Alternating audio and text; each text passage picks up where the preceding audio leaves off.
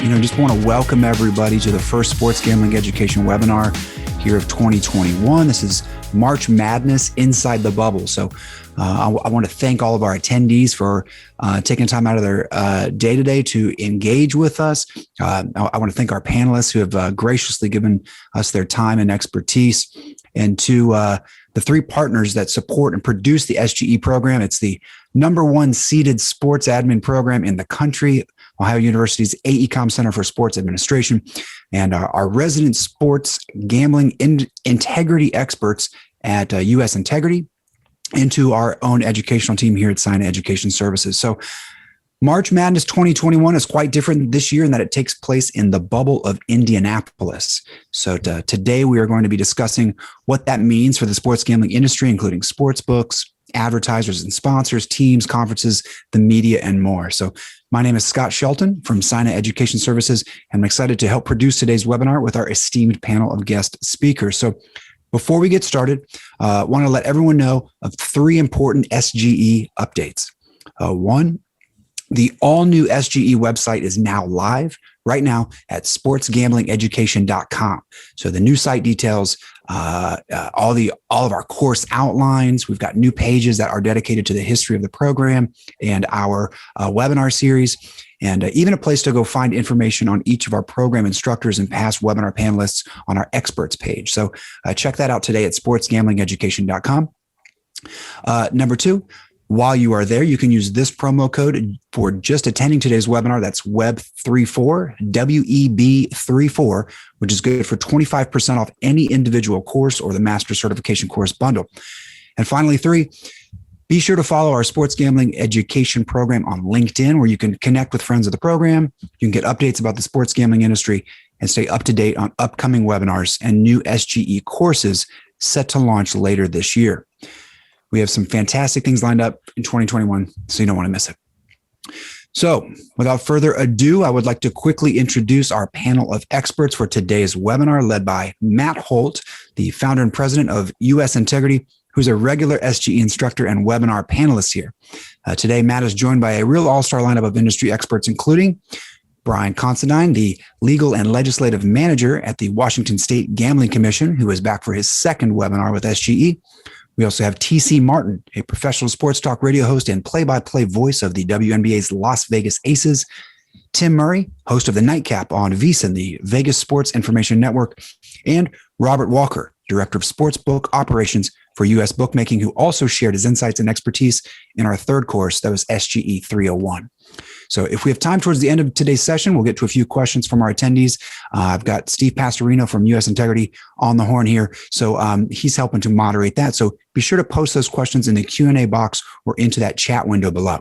Now, Matt Holt, I turn it over to you and our panel.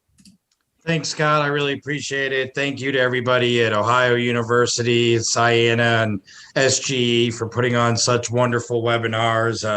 One thing we know that in a new industry, education is so important, and it's really important as the sports betting industry continues to emerge in the United States.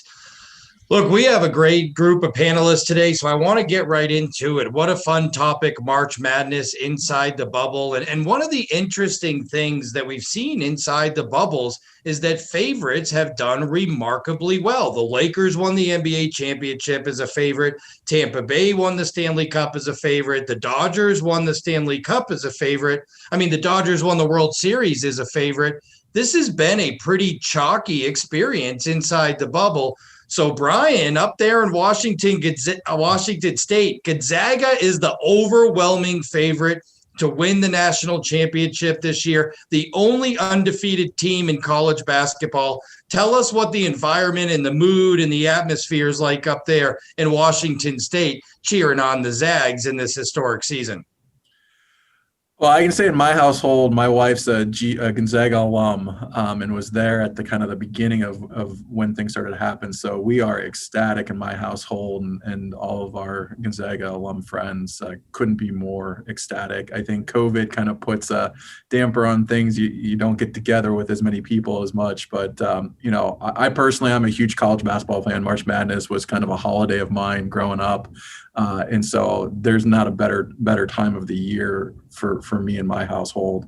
I know we passed our sports wagering law about a year ago, and we had hoped we'd be up and running by March Madness of this year, but COVID kind of put a wrench into things. So we're not there yet. We hopefully we'll have some by the end of the year. But again, normally you would have a regional in Spokane or Seattle. And so I guess for us, if it's going to be in a bubble, this is the year to do it before we kind of launch as a regulator into the space. Gives us a little bit more time to kind of get our feet on the ground. But this GU team's amazing. I don't think I've been watching college basketball, especially out here. Usually it's local Gonzaga people watch it, and then as they kind of proceed through the season, the national media start picking them up. But I love basketball. I love the way they play the game this year. I think, they're a favorite for a reason, in my opinion, and we hope they continue to do well and continue to shine a great light on Eastern Washington, especially Spokane and the state of Washington.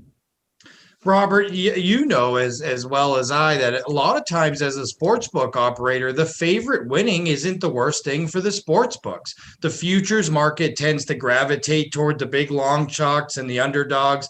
People that are going to invest their money for months into the futures market really love those long odds associated with the long shots. So I have to imagine all these favorites winning's been okay for the book.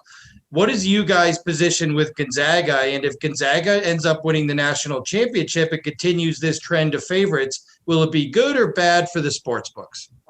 I think it'll be good for the sports books. First of all, let me say that this is one of the few times I agree with the gaming regulators and Brian. I'm from Tri-Cities, Washington, which is 80 miles south of Spokane. So I'm a huge Zag fan. I used to, when I lived up there, when I take vacations, I'd follow Courtney Vandersloot when they made they had their run back and this is a huge deal for Mark Few. It's kind of like when UNLV was on their run. Remember, it means more than just the game itself as a bookmaker. Certainly we'll probably be rooting against Gonzaga to cover sometimes, but as far as, I really want them to win just personally. And I really want Mark Few to get his due because, he's the best coach that hasn't won the championship. But like you said, the Chiefs would have been better for us if they won the Super Bowl. We do well when the short price favorites do well. This year, though, and I think I say this every year. This year, though, I think is going to be spectacular. I think you have, 2 or 3 maybe great teams, and then you have probably 10 teams that are phenomenal. All of them from the Big Ten, obviously. I think playing in the bubble is going to be there'll be no excuses, right? They'll really everybody's on a neutral court for the most part. This is going to be a just like every other year in the March Madness. It's going to be a phenomenal season.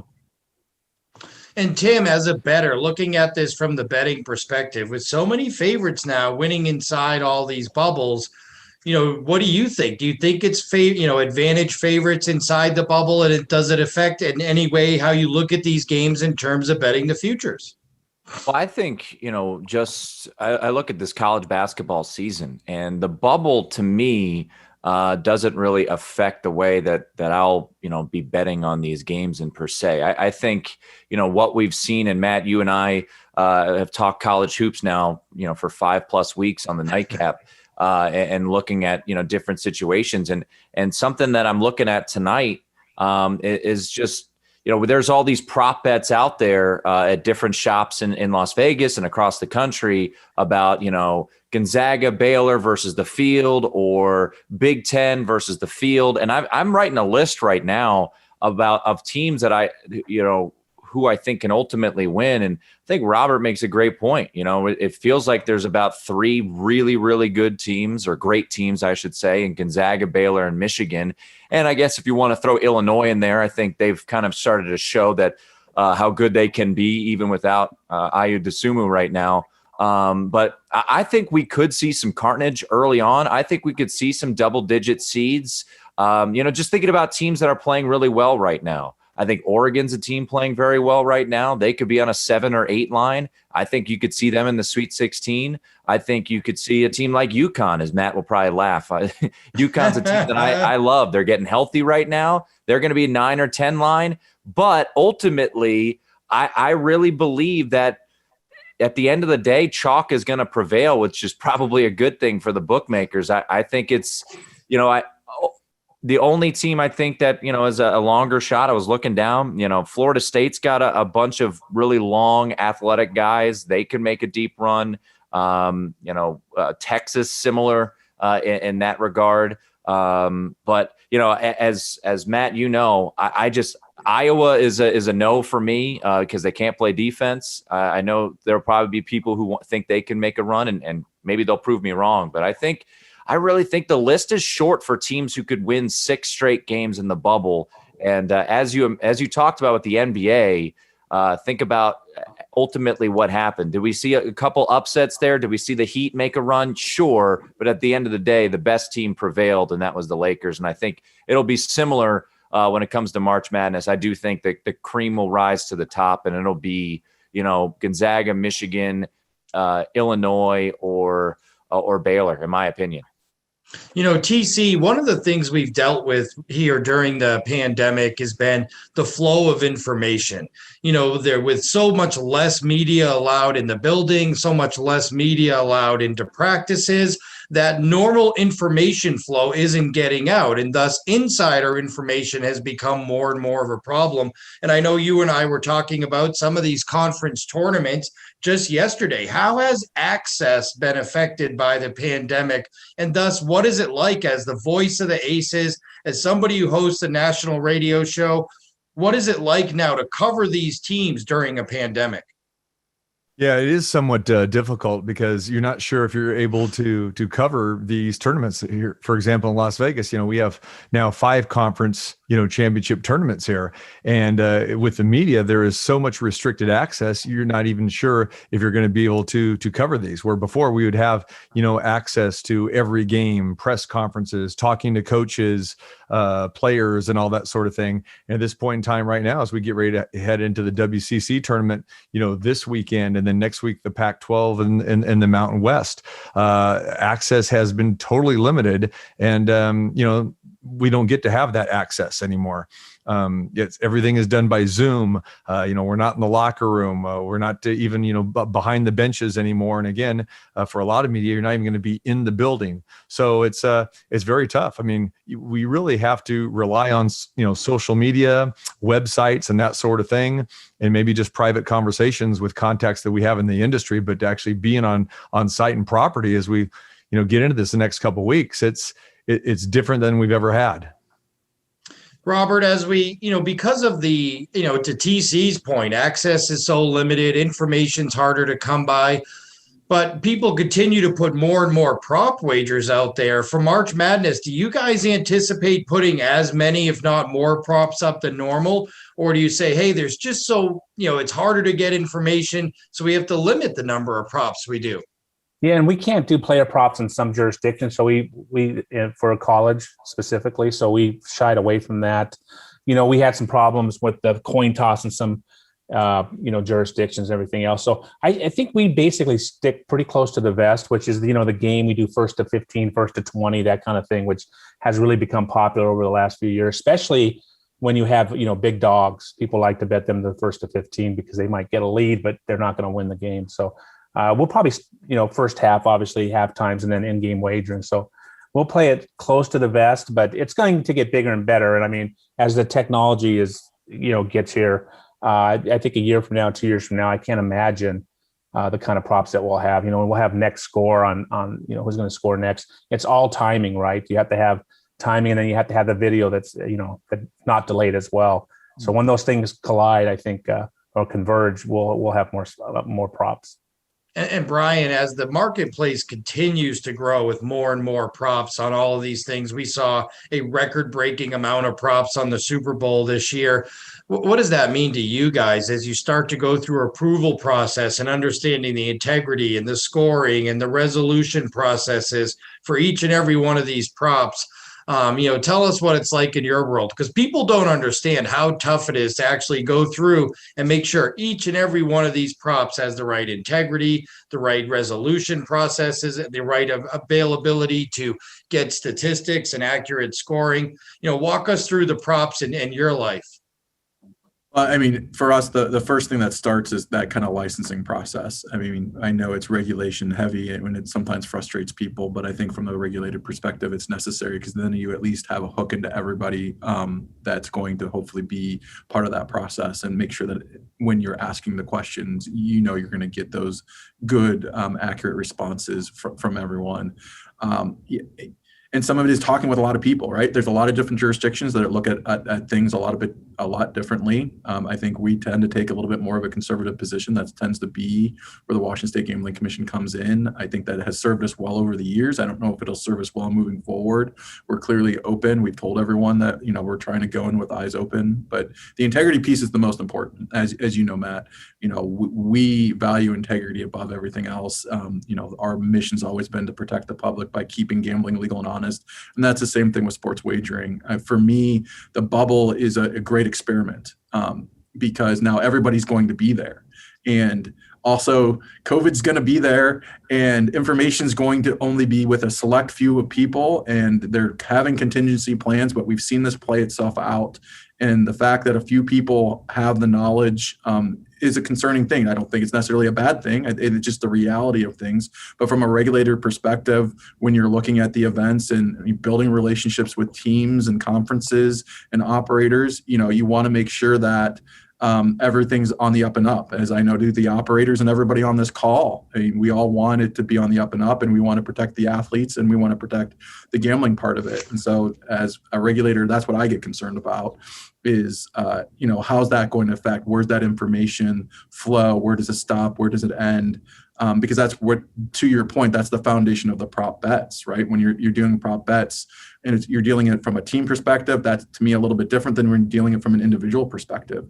And all of a sudden, you know, players are out, or players, you know, not just injuries now, we have sicknesses, and is a team even going to have enough to field a team if all of a sudden they get sick and they don't hit certain COVID protocols, and how public and how much information is going to come out on that? Because we know, especially colleges and universities, understandably so, because of their athletes, are pretty tight-lipped and don't have the same sort of public requirement, or the same sort of requirements to make things public like they do in the pros.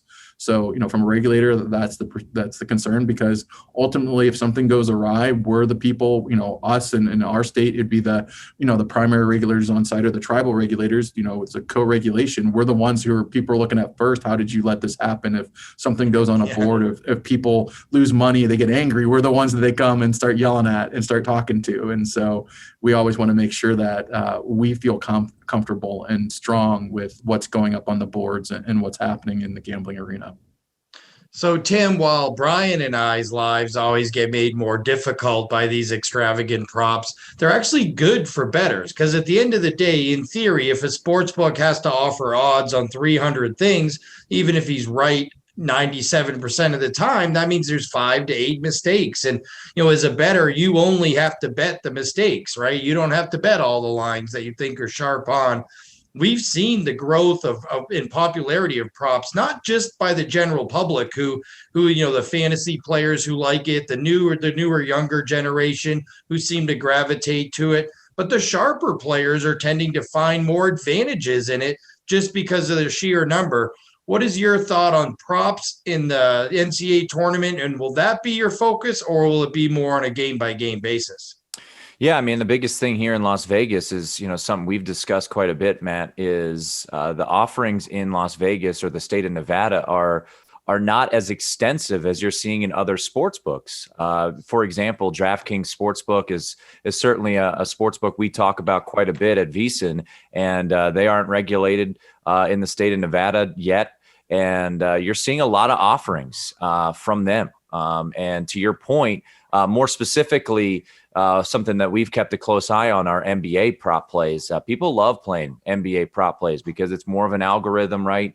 And, you know, people are looking at, you know, runs that players are having. You know, Draymond Green is someone we've kept an eye on the assist market. You know, if you're a book regulator, you don't want to go, you know, overboard and assume that he's going to continue on this torrid pace of assists. But as a player, it's now, I think, 10 of his last 13 games where he's gone over the number that was set out there. So there are trends. Trends are always a risky thing to just blindly follow. So do your homework. But yeah, the prop market is really fascinating, and you're starting to see it more and more. And yeah, I think, knowing how certain players are going and who they're going up against, I think you can take, I wouldn't say take advantage, but it could be an interesting route to go for the NCAA tournament, especially if you're a big college basketball fan or follow the numbers.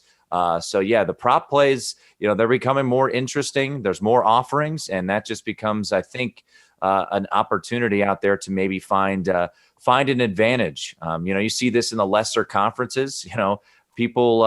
People like to keep an eye on some of these smaller conferences, and there's less information out there, and they might just go based on the Ken Pom rating, and you might know something. But back to the bubble factor, I think what's positive about the bubble is that I think it's an even playing field in the sense of, for the bookmakers and for the players. I think, for the gamblers and the bookmakers, I think it's a positive, because when they went to Orlando in the NBA, there was no COVID. I mean, that's the goal of the bubble. So hopefully that is what will ultimately happen, because that's been certainly the big discussion this year is, playing teams off COVID pauses. Do you fade them? Do you follow them? Who's got a player out? It's been a very challenging year. I'm sure Robert can attest to that, with setting these proper lines and knowing how much to drop a team because they're coming off a COVID pause, or they're missing X player, or we know they're missing 3 players. But I think it was Arizona State, a couple months ago said, we're going to have players out, but they didn't let anyone know who those players were. So you're kind of guessing, hey, maybe it's Remy Martin, their best player, or it's the 12th man on the bench. You just know. So that's what's so challenging, specifically about, college basketball. But hopefully, I think it will be an even playing field, and hopefully we don't have many COVID flare-ups. And we just, if you're handicapping, betting on these games, it's fair game on both sides. TC, I'm going to start this one with you, but I think we'll go around the clock with it too, because I think it's a really interesting subject with the bubble this year. So the NCAA has a policy in which they're going to name replacement teams. If somebody that they select on Selection Sunday, between Sunday and their first game of Friday, gets COVID and is unable to then participate in that first game of the tournament, the NCAA now has these replacement teams that they say they're going to have ready. How does that change the way that you cover it? Think about the tournament. I mean, there literally could be teams, and how does it affect these teams who miss the NCAA tournament, don't get selected, and the NCAA said they're not going to notify who's the first replacement or second replacement. They're going to pick them on a basis, case by case basis. I mean, if you're one of the last 4 teams that didn't get selected, are you now hanging around hoping someone gets COVID and you sneak into the NCAA tournament? I mean, how has that changed everything in your world? Yeah, it's crazy to even think about and talk about the dynamic. So if you are, say, team 69 to 75, so to speak, in the past, you're sitting there on Selection Sunday with CBS having all the cameras, on campus or there, and you're let down, and you're thinking, okay, worst case scenario, we're going to go to the NIT. Are we going to sign on for the NIT or not? So with the NIT now saying, okay, well, we're going to go from 32 teams down to 16. I think one of the reasons why they did that was, well, one of them was definitely financially, but then you look at these teams like, okay, well, maybe now 69 through 75 are going to be, asked to go to Indianapolis and be sequestered in a hotel and practice facility and wait for their turn. So it is very unusual. I'm still not sure the NCAA clearly has thought this thing out at this point in time. Like you said, it is still kind of unknown. We're not getting a whole bunch of information about this because this news just broke like 5 or 6 days ago.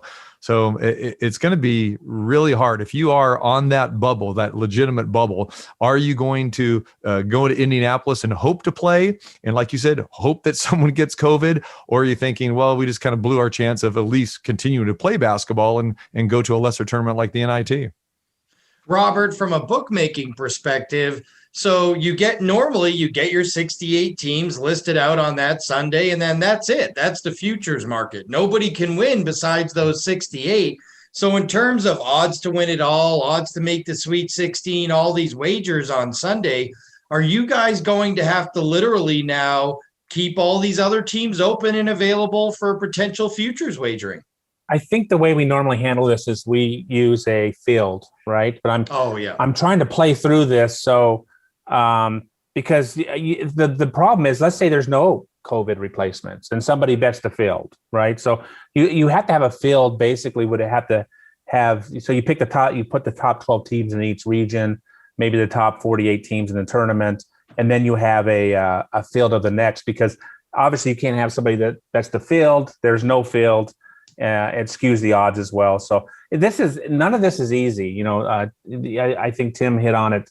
Every day has been just a unique, not pleasure, the opposite of that, on how we take down the games. We're just so used to it being a COVID related situation now, but this is unprecedented. So, we'll muddle through it. But the problem that we have, and Brian is going to appreciate this more and more as he goes forward, is trying to make sure the bettor at the end of the day gets what they want to get, and they don't think that you're out there, trying to take advantage of them. Most of these markets are new, they're naive bettors, and they always think, we had a game the other day where Steph Curry was out, somebody tried to get their money back because Steph didn't play. And, those are things we take for granted in this mature market, right? But that's what happens all the time when you're outside of Nevada. So hopefully it'll get better. Brian, and same kind of question. So we have these strange things, and it's not just the NCAA's, replacement teams here, but when you have these unique circumstances, those are always have to be the hardest things to regulate, right? Oh, absolutely. And I think that's, not to get too in the weeds, but, internal controls, right? The regulator is going to look to the book to make business decisions, and that's kind of where your internal controls are. And I think having a good open line of communication, I know Robert's crew, from what I hear, has done a great job, does a good job in communicating it. And that's the key, right? Because ultimately, we want the public, we want the players to feel like, it's gambling. Like, it is gambling. You're coming into gambling. Hopefully, you're coming into gambling. Nothing is certain, but you want to feel like it's an even playing field, to turn the phrase, that you're coming in and what you're getting when you walk into the book, and that if you pick something off the board and you place a bet, that it's going to be honored, and if not, why it's not going to be honored. And as a regulator, that's kind of where we're at. Make sure that at least everything's transparent and what it's going to look like. Sometimes it can be complex, and we understand that, but ultimately, we want to help operators and make sure, and help the public to make sure that everyone kind of knows what they're getting into. And I think Robert's absolutely right. A lot of the markets, including our state, we're going to be new to this, and I know there are a lot of people who are probably doing it in other ways, but still, when you actually have real money on the line, and a lot more emotions kind of go up, which we're used to dealing with as a regulator. And, and sports betting is no different than anything else. Like, you want to make sure that it's tough. It just is. And what are the flexibilities that the books are building into it? What can we do to be a little bit more flexible on that too, so long as we've had the confidence that the integrity that we expect is there? Tim, I'm going to kind of kick off a new question to you. So we talked about the Big Ten hosting their tournament in Indianapolis. Now, at the end of the day, look, everybody has to be flexible. Accommodations have to be made during a pandemic if we're going to be able to get these sporting events in, have regulated wagering on these sporting events. But is there a real advantage for Big Ten teams, having played their games a week before, getting used to the situation, going through testing protocols? What do you think about the Big Ten playing their conference tournament in Indianapolis, where the bubble's going to be? And does that give the Big Ten teams an advantage over the rest of the field? I think early on, it will give them a slight advantage. We've heard, as Brian will know, Mark Few does not want to be in Las Vegas right now. He wants nothing to do with this tournament. He's flat out said, look, we'd rather, have teams come here. Why are we going to the Orleans with the potential of exposure to people around town, and I understand that. And you've got these conference tournaments. I'll be honest, I'm a little surprised by the quick turnaround that we didn't have a bigger gap And it's everything's money related, but why did we need to have the ACC? And then as soon as Florida State and UVA and Duke are done, they maybe not Duke, but other teams have to get up to Indianapolis. So it's interesting. It feels like there's a very small window there. But to your question, Matt, I do think there is an advantage probably early on. I won't say that Michigan will beat Gonzaga or Baylor because they were in Indianapolis a week prior. But I think if you're talking about, I don't know, BYU coming from New Orleans and flying into Indianapolis and trying to get under control, and they're playing Maryland in the first round in an 8-9 game, I think you could look towards Maryland, maybe being a little more settled, comfortable with their surroundings, and ready to go. But I guess one thing I would say to that is, with all things in gambling, don't just blindly say, well, the Big Ten was there, they've got an advantage, so I'm betting all Big Ten teams. Well, we tried to do that with COVID pauses, and as much as you've broke it all down, Matt, as we've talked about on the show, it's like 57% of the teams that are coming off COVID pauses don't cover. The other 43 have. So there is no perfect science. But to your question, I do think there will be a slight advantage to those teams being there in their surroundings, and others having to come in and trying to make sure. I think also for the Big Ten, that they'll know that they're safe. Other teams may not know. There might be worries that, oh no, we were just in Las Vegas at a tournament. We did everything we needed to do, but you just never know. So hopefully, knock on wood, we don't have those issues. But yeah, I think long-winded answer. I think there's a slight advantage, but I wouldn't go overboard assuming that the Big Ten will win the championship. If the Big Ten wins the championship, it's because Michigan, Illinois, Iowa, Ohio State, etc., are the best team in the country. So TC, happy to talk about if you see any advantages, Big Ten or otherwise, in the bubble. But as the voice of the Aces, I also wanted to get your opinion, and Robert's as well. I know Robert's a really avid women's basketball fan, follows the sport very closely. Normally this time of year, we see a lot of women's tournament, conference tournament, and then NCAA tournament betting ramping up.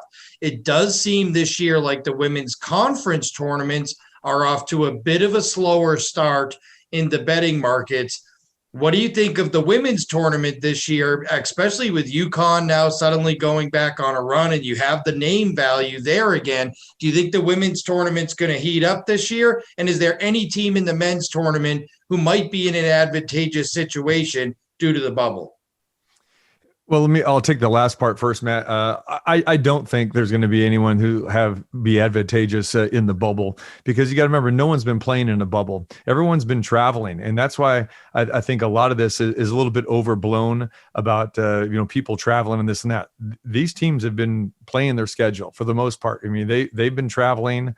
And so I don't think the bubble situation is really going to factor into someone having an advantage or not. I think the bigger part of that is that, you're not playing in front of fans. And we've seen the NCAA tournament, with these regional pods and everything where, teams like Duke and North Carolina and even Gonzaga, playing on the West Coast. I mean, Arizona, those type of schools would bring huge fan bases, and all of that is out the window now. We've seen that during the course of the regular season as well, too. Playing in front of these quiet arenas, the visiting team is, they're you almost say that they all almost have an advantage. So I don't think there's going to be a thing with that with the bubble. As far as the women's game, though, I think you will start to see betting ramp up and the attention ramping up as we start getting into the tournament. Once ESPN starts, giving that coverage that we normally see with the women's tournament, once we start getting into, say, approaching the Sweet 16 and the Elite Eight and the Final Four, then all of a sudden, you're going to start to see some of those games, especially when they start playing on the off days that the men aren't, and especially on those like Sunday night games or a Monday game or that sort of thing. So I think the women's is slow for a reason right now, because like you said, most people don't follow it. There's not a lot of name recognition, as far as players go. But I think as the tournament progresses, I think the betting will be fine, especially when you get to the Final Four and the championship game. Robert, we had a question in the chat I saw, and it got asked a couple of times, is if you wanted to bet Gonzaga in this tournament, is it better to take around plus 250, and let's call that the consensus number now. We know it varies around. Is it better to take 2.5 to 1 or lay the big money line 6 times in a rollover with Gonzaga? Obviously, we don't know the 6 money lines right now, so that's a little bit speculative as well. At the end of the day, which one of those 2 bets do you think will have the greater return? Well, I'm going to say that the laying the money lines will almost always have the greater return because remember the money lines are a 4% hold, 4.5% theoretical hold. The futures market could be anywhere from 15 to 30%, 40% negative expectation, right? So I think just inherently you're going to have some advantage, but like you said, it's going to be matchup driven. I believe after the first couple rounds, though, I don't think you're going to see the Zags as a monster favorite. They're going to be in that 12-point, 13-point range, and then as they get to if they get that far, if they get to once they get to the Elite Eight, Final Four. They're single digits in those games. And so I think there might be some value. And let's face it, they play Baylor. How big of a favorite would they be if Baylor looks fantastic or Michigan and so does Gonzaga. So I think there's a slight value in laying the favorite, but you never know, right? And I don't think most people like to bet that way. They want to put their money on these teams at the start and then just let it ride out. So. Well, you also have to bet 6 times. So if you're betting in person, you then have to go back to the casino 6 separate times, which during March Madness, as you know, at some places, the lines are huge. There's big, giant, there's a lot of traffic to deal with. So I think there's certainly something to be said for that. I said we'd keep it to 40, 45 minutes. So I'd like to go around the clock. Why don't we start with Brian? We'll go counterclockwise, finish up with Robert. On some final thoughts, is March Madness in the bubble, what it means to you from a regulatory perspective, and what, or just from a fan perspective, being up there in Washington with Gonzaga? Well, I'm excited that we're having March Madness this year. Personally, I can't think of a better way to push past all this COVID crap and move into a more normal life than having March Madness in the spring. I know I grew up in Ohio. And winter doldrums normally started to subside when, you started having March Madness. Now in the Northwest, everything's still green and rainy, so it's a little bit different. But, from a regulator side, I think this is, for me, it's the calm before the storm. We're still trying to get our feet on the ground here, but by next March Madness, I don't know how we're not going to be up and running. And so seeing everything and whatever issues are going to come out of this bubble from a regulator perspective and talking with our regulator partners across the country, I can't imagine anything gets crazier or gets more bizarre than what's about to happen from a regulated side on the book, just because of how fluid everything is. And while that can be scary for me, that's kind of nice, because then you kind of know what that high point of chaos can look like, and kind of build expectations from there. But I mean, this is a very exciting time. I can say, from the state of Washington standpoint, Eastern Washington, and we kind of get overlooked up here in the Northwest, and not having a first round or the first couple of rounds here, to me, is a really big loss. Just because, like, to everyone's point, you get to go show up to Gonzaga.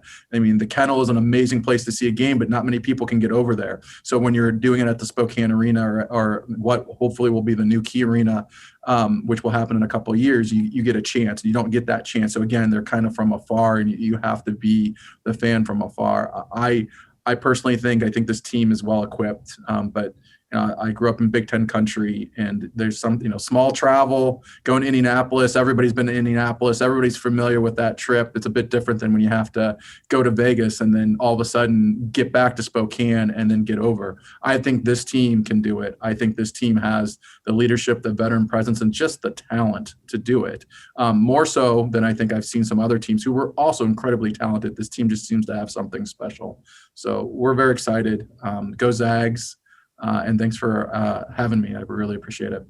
Thank you, Brian. It's a pleasure as always. We're so excited for Washington State to get launched. I remember when I went up there to testify in Olympia, how impressed I was and amazed I was from flying into Seattle, that drive to Olympia, and just seeing the pure size of some of the casinos there. People don't realize how big and luxurious some of those casinos are.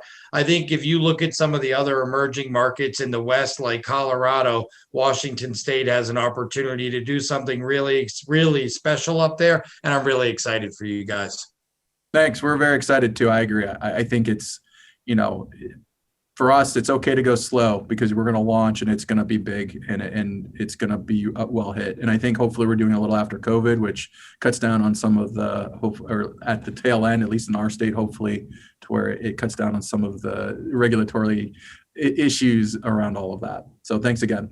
Thank you. TC, final thoughts. March Madness in the bubble, my friend.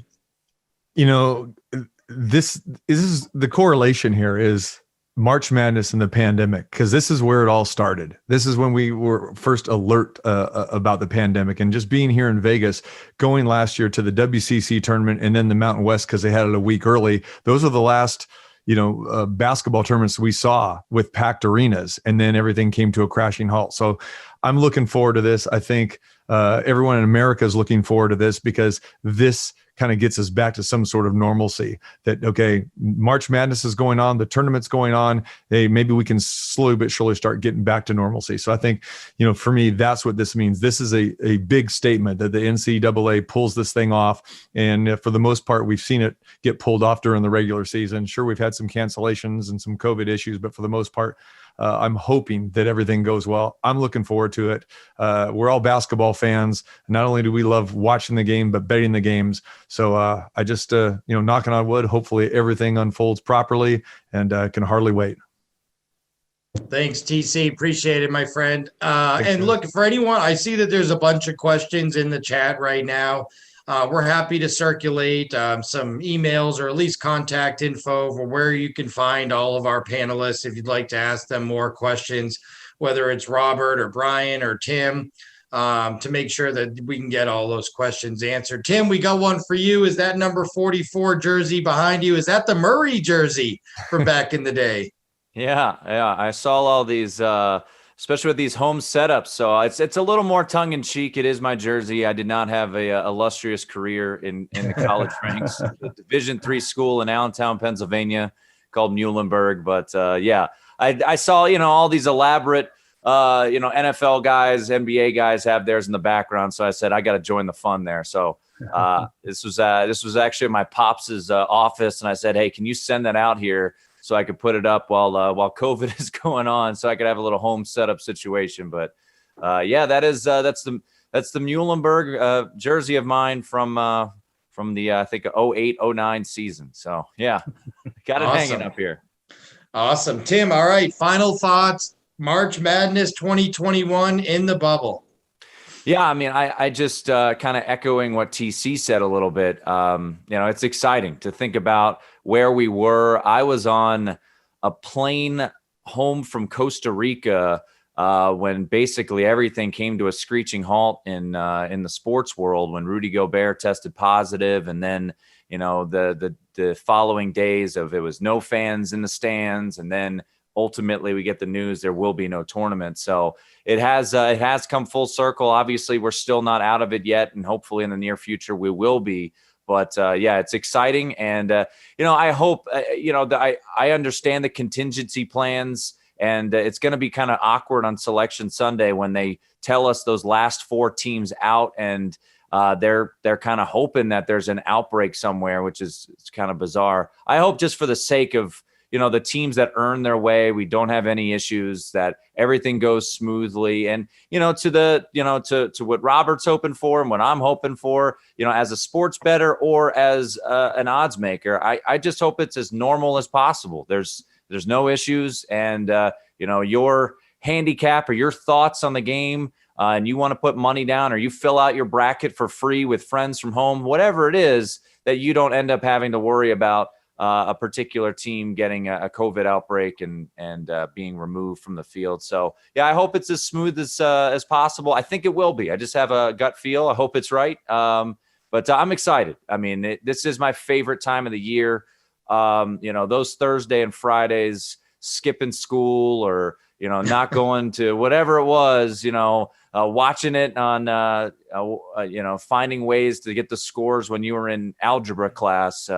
It's great to have the normalcy of of all day of college basketball back in our lives. And it's great. I'm really excited. And, to think we're a year into this COVID situation, but we're getting this back. It's going to be a lot of fun. Thanks, Tim. Appreciate it. I just want to give Tim the Division III love. I played Division III football at John Carroll University. So absolutely love the Division III love right there. So I'll have to maybe find my Division III jersey and put it up. You and London Fletcher, right? Go. John Carroll. Not just London. I played with all the guys. Josh McDaniels, Nick Casario. All those are my former teammates. And the Chargers' new coach is a John Carroll guy. Yep. So he came after me, but we're very proud of our lineage. But it was great to see the mules up there. That's what I thought it was, but I couldn't be for sure. Robert, bring us home, my friend, from a bookmaking perspective as an operator who has operations in several different states. March Madness 2021 inside the bubble. Final thoughts. Inside the bubble, outside the bubble, the first 4 days is the greatest 4 days of the year. It's not even close. I think people are surprised that, in its entirety, we write a tremendous more tickets and money on this event than we do on the Super Bowl. So I think, I'm hoping Tim is right. I think Tim is right. There'll be no issues, hopefully, no COVID related issues, no, somebody holding back injuries or, COVID related news. I think it's just going to be a tremendous event. And, this is one event that actually in Nevada would get less and less important as, the final 16, the Sweet 16 wasn't as big as the first 64 and the final four wasn't as big as the 16. I don't think that's going to be the case this year. I think it's going to be a hit every, all 3 weekends. It's going to be a monster event, and hopefully it kicks us off to where next year actually everybody can go to it. Because my dream is to go to a women's Final Four, and I want to realize that in the few years I have left. Thank you very much, Robert. Listen, thanks to all the panelists and all the attendees. Scott, I'm sure you could tell them where they can rewatch it, or if they want to, if they have anyone that didn't get an opportunity to watch it that wants to tune in, where they can get it. Thank you all very much. Absolutely. Thanks, guys, so much. On behalf of Ohio University, U.S. Integrity, and Cyan, I just want to thank again all of our panelists, and thanks, Matt, for directing this amazing group. So again, to all our attendees, check out the all new sportsgamblingeducation.com for information about our online education program with Ohio University. We will be sure to link to all of our panelists on this webinar there under our experts page. So, and don't forget, follow us on LinkedIn for information on our next webinar, which we are happy to announce we are now doing twice a month through the year 2021. Thanks, guys. We'll see you next time. Thanks, everybody.